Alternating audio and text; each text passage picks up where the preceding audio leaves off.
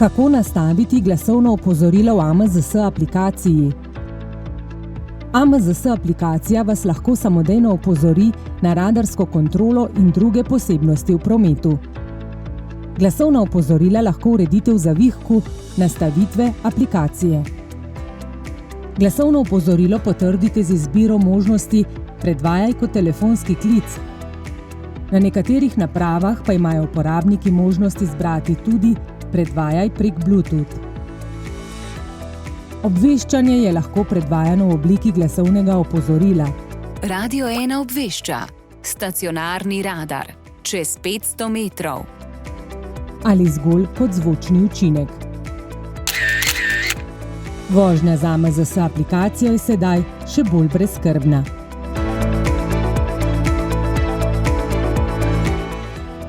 AMZS aplikacija. Prava prijateljica na vaši poti.